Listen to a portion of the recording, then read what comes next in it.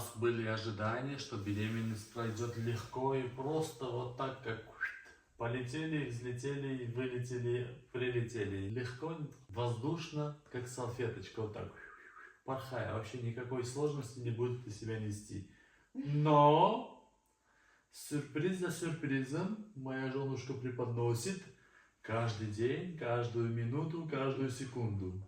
Как вы уже поняли, это видео будет о 10 вещах, которые удивили нас при нашей беременности. Во время нашей беременности, которые стали для нас неожиданностью и, возможно, удивят и других будущих родителей. Поехали. Давай. Первая пятерка. Что у тебя там на первом месте? Усталость и упадок сил. Это то, чего я, наверное, больше всего не ожидала, что так будет. Со мной это было как в первом триместре, так и вот сейчас в последнем. Я просто...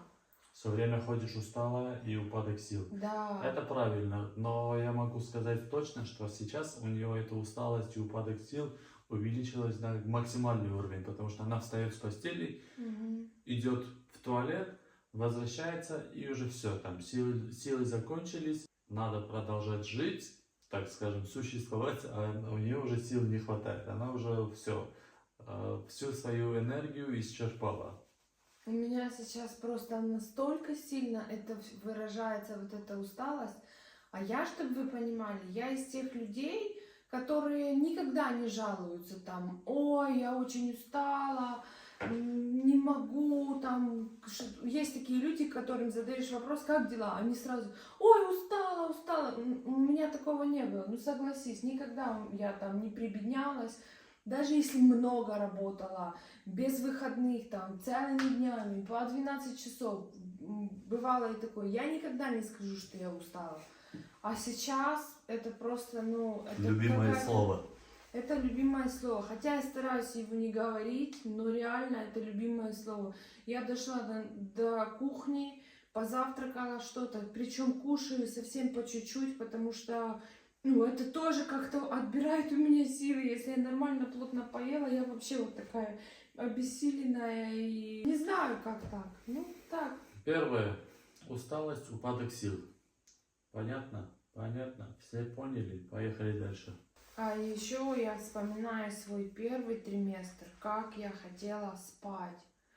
И у нас так получилось, что первый месяц... Можно я тут просто для таких людей, как я, скажу, что такое первый триместр? Для меня это слово незнакомое. Это значит первые 3 месяца беременности. Все. Можешь продолжить. Вот первый месяц мы еще вообще не знали, что мы беременны. И я такая ходила сонная. Ты говори, я сейчас кое-что придумал, хочу добавить. Давай. Я такая ходила сонная, вы просто не представляете. А тогда я придерживалась поста. Просто кто нас смотрит постоянно, всю нашу эту историю знает. И я думала, что это у меня вот это типа от того, что не хватает продуктов, ну, в организме. Это я случайно включил. Домой. Включил пылесос случайно. Я решила себе, я тогда так думала, что от того, что вот не хватает в организме этих определенных продуктов питания, что у меня там от этого такой упадок сил, и я просто никакая. Причем я ложилась и не могла спать. У меня жутко болела голова. Это было вообще по каким-то неопределенным причинам, непонятным для меня.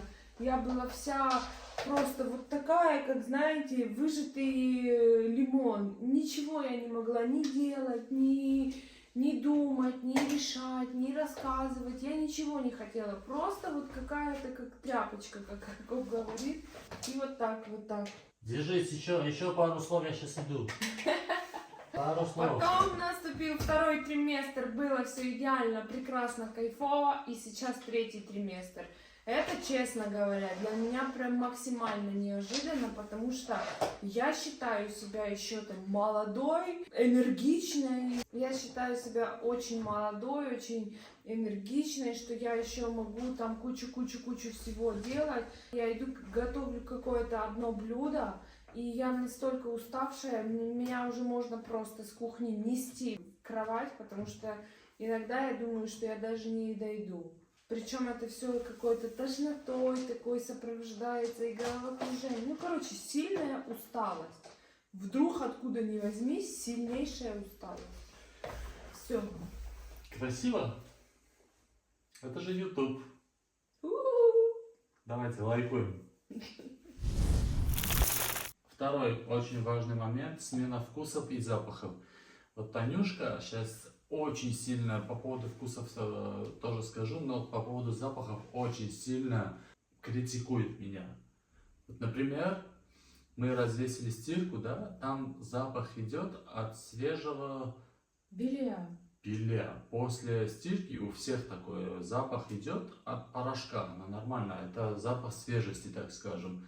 Но она с этим запахом такие отвратительные ощущения имеет, что я сам начал ненавидеть этот запах. И когда мы заходим куда-то, и я слышу запах химии, который ассоциируется с чистотой, я такой: фу, чем это тут воняет? Что за Реально. химия?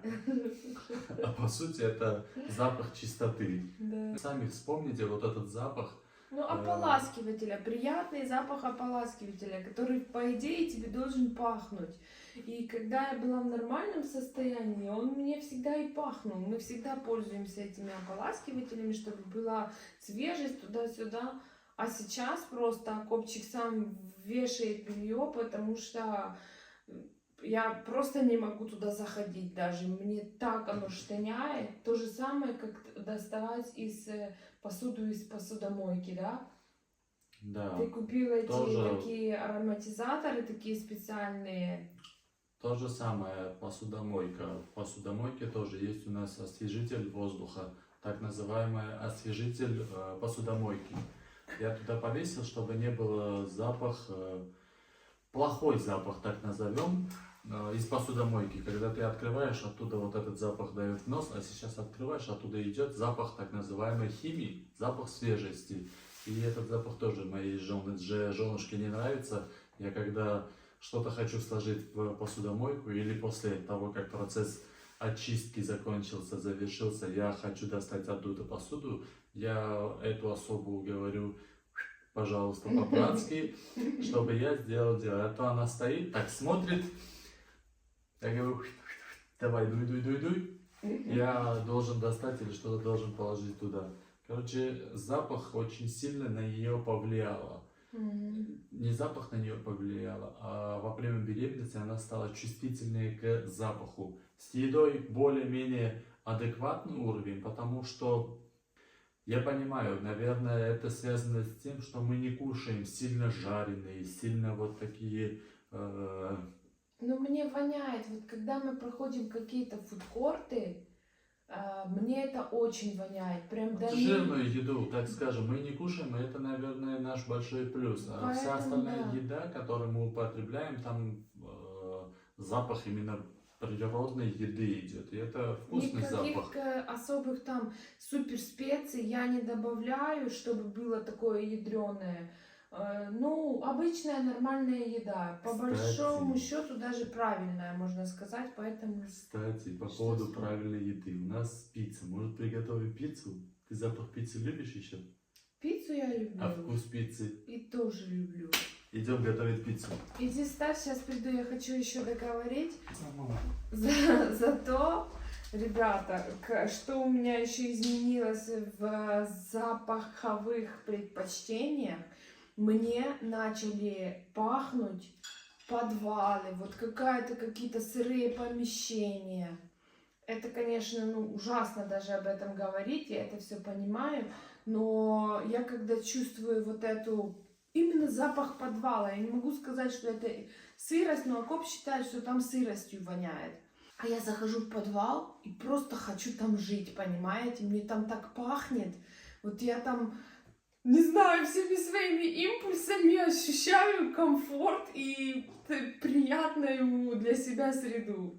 Тоже это, ну, куку называется, по-другому не назовешь. Такого у меня в жизни не было. Есть у меня, конечно, такой один маленький секрет. Ну, это, наверное, я так думаю, не уверена.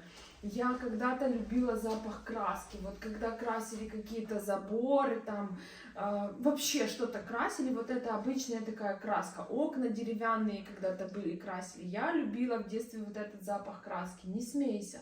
Любила запах краски. Теперь я этой краски нигде не слышу. Может быть, если бы я услышала, может быть, мне бы тоже было бы в кайф. Но я не слышала за всю беременность ни разу. А вот подвалы, это, конечно, что-то. Прям хочется мне в подвал. А запах пиццы что-то? Запах пиццы, запах люлявы я с удовольствием сейчас почувствовала. Это сначала И пицца, а вкус, потом и подумаешь. шашлык такой, армянский такой. Ты не туда пошла, не тот вообще. Ни о чем, не о том. Хорошо, пошли пиццу, давай. Следующий пунктик у нас это эмоциональные качели. Знаете, вот как сильно, серьезно все это работает.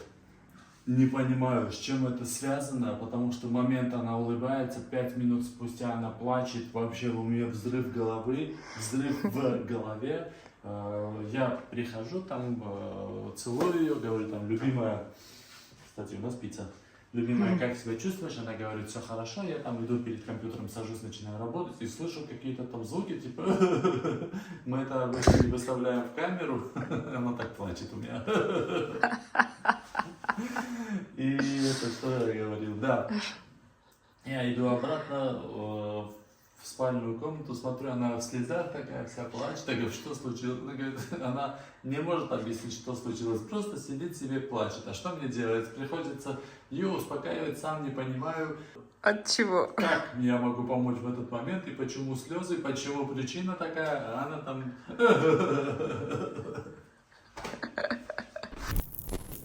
И как бы, ребята, это смешно не звучало, но это действительно правда.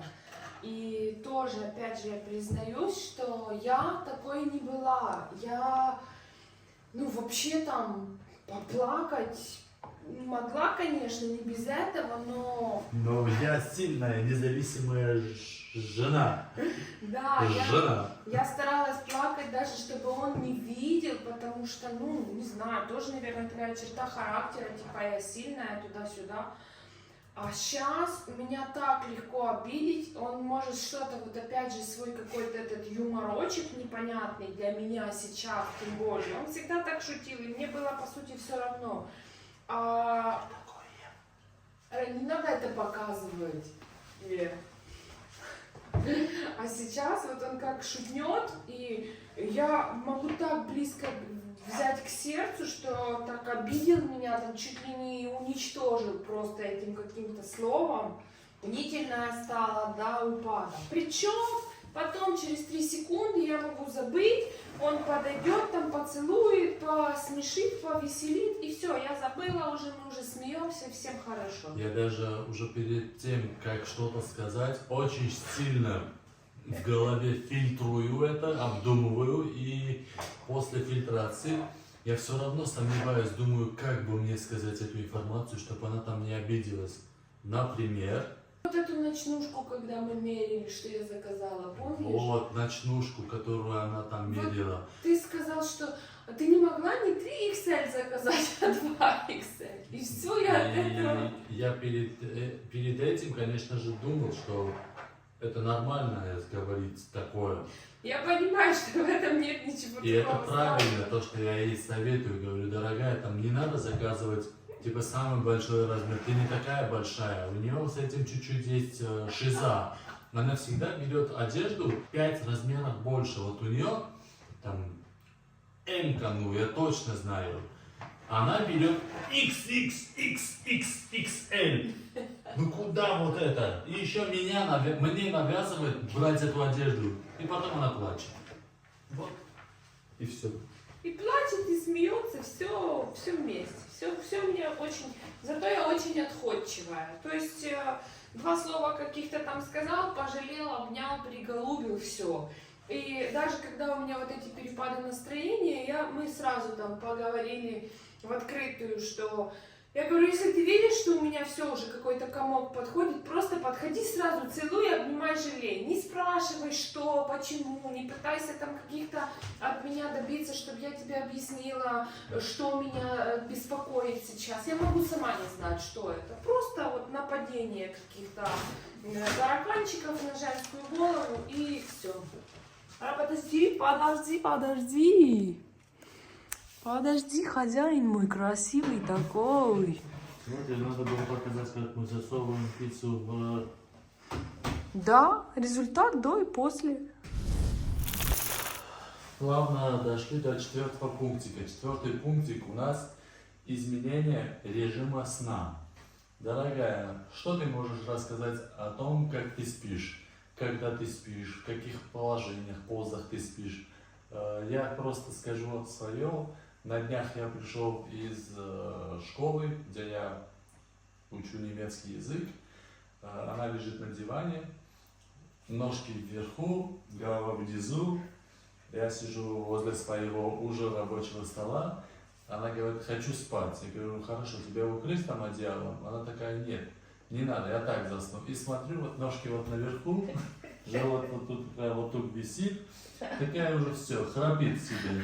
Короче, спит, когда ей хочется спать, вот как младенец. Вот так, чик, и заснула. Но... Это днем. Но... Но Давай это, дальше. да, но это днем, когда вот уставшая, то могу, конечно, заснуть в любой позе и очень даже хорошо и крепко. Причем там мне его ни музыка не мешает, ни какое-то там видео он может монтировать. Но когда наступает ночь, это тоже для меня стало, если честно, неожиданностью. Я думала, что все со сном пройдет у меня хорошо, потому что вот так весь второй триместр и третий триместр я нормально спала и думала, ага, променет. Но я знала, что в третий триместр у девушек очень часто вот эта бессонница, хождение в туалет бесконечные, которые хочешь не хочешь, они тебя будут. Вообще самочувствие у меня, например, очень тяжело вечерами от того, что у меня изжога. Она и днем как-то проявляется, но когда я ложусь на какую-то сторону, она начинает еще интенсивнее мешать, короче, беспокоить. Поэтому такой набор... Плохо спишь, потому что не можешь найти свое положение правильное, Ну, правильно? не могу, конечно. Ты не можешь спать, потому что ты часто ходишь в туалет.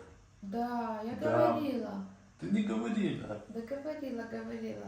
Не могу найти местечко удобное. Хочешь есть? Бывает, еще хочу есть ночами, кстати. Ей надо все время подсказывать, что ей надо делать. Я забываю, потому что... Еще очень болят бока, понимаете? Это вообще для меня неожиданный факт. То есть ты лежишь себе спокойненько, ты вмостилась тебе хорошо на какой-то бочочек, и тебя начинает, видимо, животик давит или что, и у тебя начинает просто весь бок затерпать с такой силой, что ты даже не знаешь, что тебе делать и как тебе перевернуться. И вот таким образом мы плавно перешли к следующему пунктику. Следующий пунктик у нас необычные симптомы. Вот, например, из необычных симптомов она у меня стала очень чувствительной. Вот как она сейчас рассказывает, что у нее там бок колет.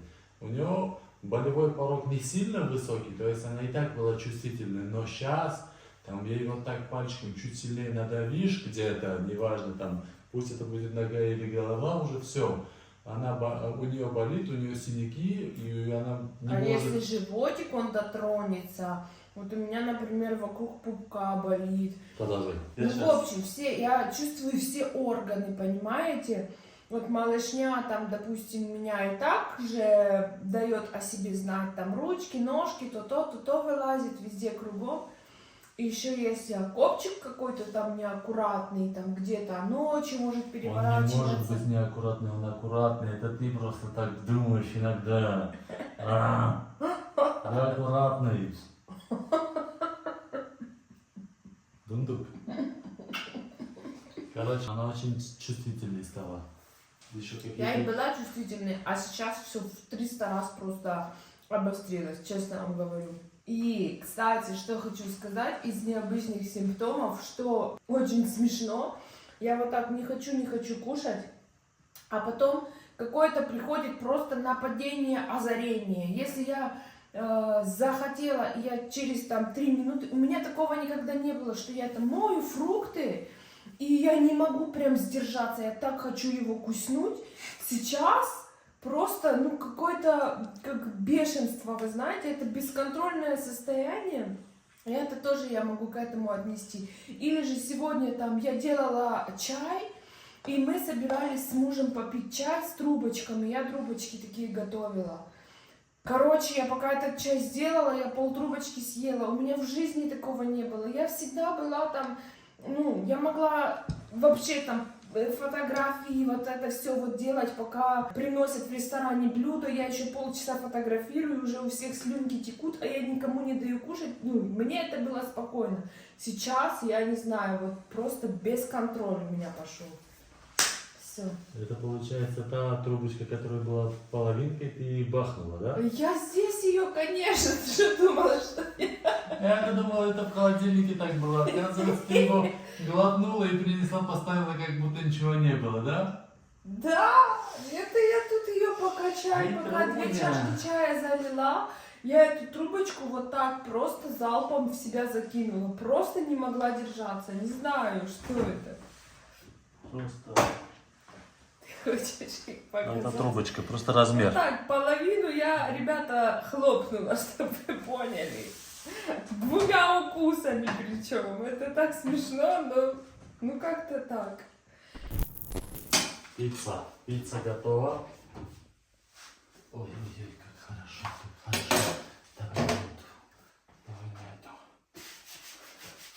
Ты в себя ты видела, да? Это просто мой окоп. Ням-ням-ням-ням.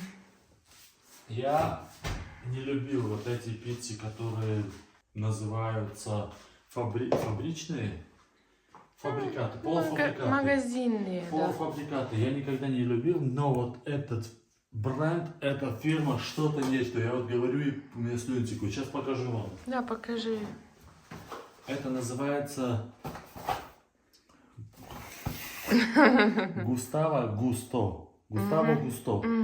И у них просто очень реально вкусные пиццы. Они в супермаркетах, если не ошибаюсь, где-то $5 стоят, 5 евро стоят. Но они такие вкусные, что вот я полюбил эти полуфабрикаты. И, наверное, каждую неделю, каждое воскресенье, когда можно есть что-то такое нам, мы обязательно покупаем Густаво и делаем густо. Танюшка говорит, я не могу горячее есть, а я быстренько такой... И потом меня спрашивают, говорит, что это? Чем я обжег язык? Ты не знаешь, что ты так язык печет? И ходит 3 дня с этим языком мучается. Не, дорогая, это не от этого было. От чего? Это величайшая тайна, не могу сказать. Все. Да. Пауза на Перекус. пиццу. Следующий пункт, о котором я хотела бы поговорить, что было для нас очень неожиданно, это поддержка и помощь от как близких людей, так и абсолютно совсем чужих. Вот, допустим, перечисляю, нам вообще незнакомые люди присылали подарки, если вы помните, денежные подарки, когда мы были в Украине, и когда мы были в Ереване, и когда мы были уже здесь, нам вообще чужой человек прислал сертификаты на Amazon, за которые мы купили очень для нас нужный подарок. На тот момент мы заехали вообще в пустую квартиру, у нас ничего не было, вот так можно сказать. И я беременная, и мы на таком в этом стрессе, и все нужно. Это была женщина Рузана, которая просто наша зрительница, подписчица, которая прислала нам ну, считай, подарила нам подарок, за который мы купили Вилки, набор. ложки, ложки. Да, вилки, ложки, ложки. Классный набор посуды, о котором мы только мечтать не могли, грубо говоря, на тот момент. Поэтому это тоже интересно, то, что поддержку получаем от неродных людей. И я сейчас хочу, в то время, когда Танюшка получает поддержку от родных и неродных, раскрыть очередные посылочки, которые она себе заказала. Потому И- что это тоже И подарочки. это у нас кто? Это тоже Ив Сен-Лоран прислал Тоже Ив Танюшке Сен-Лоран Танюшке прислал. пробничек тонального крема. О, ты И даешь. теперь Танюшка будет наносить макияж полным Но ходом. не сейчас уже, это следующее. Я просто уже хочу раскрыть Нет, эти конечно. все посылочки. И только что мы в почте нашли еще один подарок, который Танюшка не хотела раскрывать. Но я Говорила. хотела собрать много разных штучек и потом сделать распаковку. Это тебе сказали передать прям. А то, что бумажки, то мне, да? Вот. А, это кремушек, да. Кремушек какой. Это классный, хороший Очень крем. вкусненький. Должен быть, посмотрим. Потом Прикиньте, вот это все вот ради этого. конвертик. Да. А еще я всех вас приглашаю в свой инстаграм. Я там уже, когда попробую, все пробнички тоже показываю и рассказываю, что Как мне можно их понравилось. заказать? И как можно их заказать, и что мне понравилось, что нет. Я... Инстаграм мой и Танюшкин в описании. Переходите, подписывайтесь, лайкайте, смотрите за нами. Говори, я коробку открываю какую-то. Да. Татьяна, ты смотри, как они от руки написали, так прикольно. Тут сумма даже 0. Я вообще не знаю, что это. Я тоже не знаю. Но я поэтому хочу открыть. Видишь, какие у нас неожиданные подарки? Прикинь, тут пончики, и они испортились. А, мы их столько держим, да? А тут уже весомое что-то. Уже всем подарком подарок, да? Классно. Эсубисан субсан. Тебе. Эсубисан дасан. Тебе. А, Смотришь, ты сколько смотри. Вот это новости. Фу. Это я понимаю. Вот это что за Вот бренд? это подгончик. Себастьян бренд. Не Себастьян, а это не название? Bestler Beauty. Bestler Beauty. Hair Care Cosmetic. Уход за волосами. Короче, это все уход за волосами, И ребята. это все подарок, понимаете, письмо. Сейчас Прикол. раскроем, посмотрим, что... Это вообще супер-мега приятно и неожиданно. Как ты думаешь, тут будут деньги? Думаю, что нет. Ну, конечно же, нет. Может, будет просто сертификат на что-то? Нет, это дорогая Татьяна. Ну, тоже от руки написали. Да, вот это так прикольно. Давай, пока ты сейчас А будешь говорить помнишь? свои впечатления, я переведу. Нам Рузана тоже написала письмо от руки. Да. Как мы радовались, друзья. Это просто, непередаваемые какие-то ощущения. Особенно сейчас, наверное, когда я беременна, хотя Акоп радовался не меньше. Но я думала, это просто у меня сверх такая чувствительность. Это был какой-то такой приятный момент. Мало того, что человек вообще сделал этот жест, абсолютно посторонний, уточняю, человек сделал тебе такой подарок. Просто Ну, это, так. это, извини меня, ни одна Рузанна такой жест сделала. Это во время беременности у тебя вот так. У нас один жест такой от Рузанны, а так нам помогли. Мы покупали вот этот штатив. Вот этот штатив тоже, кстати. Да. Нам Тоже. из Америки отправлял Сэм. Я Сэм помню. деньги, да. Так что спасибо вам, друзья, это очень приятно. Слушаем? Давай, что там в Давай. письме? Конечно, вот перевод текста на русский язык. Перевод. Привет, дорогая Татьяна. Мы очень рады твоему интересу к нашему продукту для тестирования. Набору для ухода Себастьян. Сегодня мы отправляем тебе твой персональный набор для тестирования и желаем тебе приятного использования. Нам очень интересно узнать о твоих впечатлениях от продукта, и мы будем рады твоему отзыву на нашем сайте. Желаем тебе приятного тестирования. С любовью, команда Баслер Бьюти. Молодцы. Баслер Бьюти. Баслер Бьюти. Что я могу сказать? Самое Молодцы. кайфовое, что... Ой, мои витаминки надо пить. Самое кайфовое, что отзывы надо не так писать, типа, ой, все понравилось там, а действительно правдивые отзывы. Ты когда Развернутый проходишь... ответ. Развернутый ответ правдивых отзывов. Что тебе понравилось, что тебе не понравилось. Меня это, очень тешит и устраивает. Я, допустим, у себя в соцсетях могу это показывать. Это тоже и девочкам интересно всегда. Луи Виттон. А это не Луи Виттон. Ну хорошо. Я знаю, что ты прикалываешься. Луи Виттон. Луи Виттон, Луи Виттон. Так что спасибо вам, друзья. Да, спасибо, ребятки. Вообще спасибо всем огромное за любую вашу поддержку, любую вашу помощь, за ваши все комментарии, за ваше внимание к нам. Это тоже все мы очень ценим, и я так хочу говорить и буду так, понятно тебе? Мы очень это ценим. На! Будешь мыть голову и укладывать волосы. Понятно? Чокнутая. И писать отзывы будешь. Чокнутая баба. Уже ты меня за сегодня мне вот тут сидишь просто. Все? Да. Переходим к следующему нашему фактору. Это страхи во время беременности. Беременные страхи и волнения.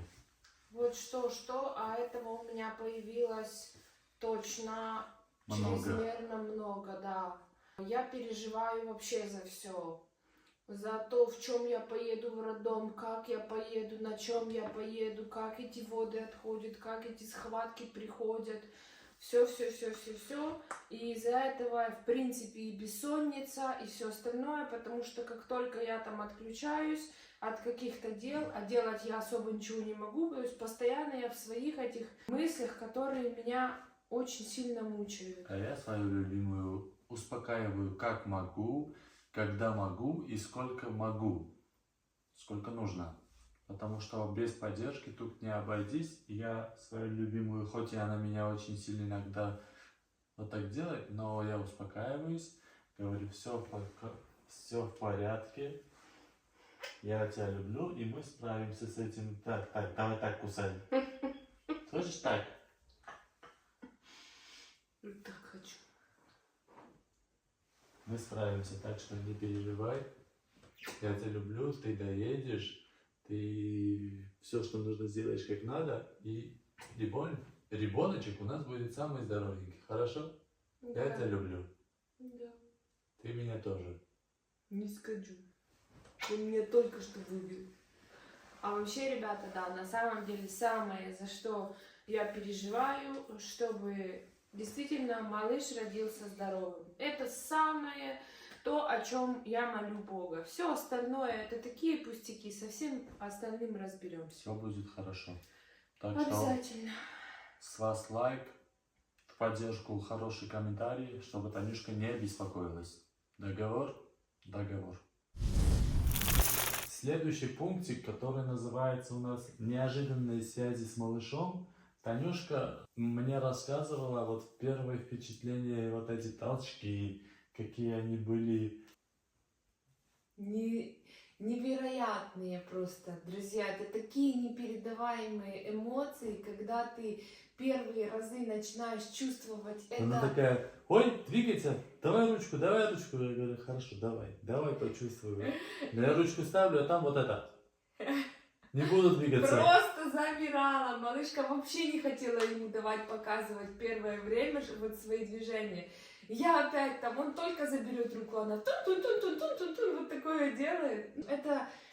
Это что-то на На прекрасном. Это вообще классно ощущать, что ты носишь под сердцем новую жизнь, что ты скоро родишь своего ребеночка, что ты родишь скоро копию вот этого человечка, которого ты так любишь, ну, всей душой. И когда ты начинаешь вот это все ощущать, вот эту сильнейшую связь, то я вам не могу даже это передать словами. Я недавно думал о будущем ребенка, как этот ребенок будет личностью, как там будет иметь свою жизнь, и мне как-то стало грустно уже, что мы в будущем там этого ребенка там отпустим на волю и уйдет от нас там своей жизнью жить и там свои там дела делать, все такое.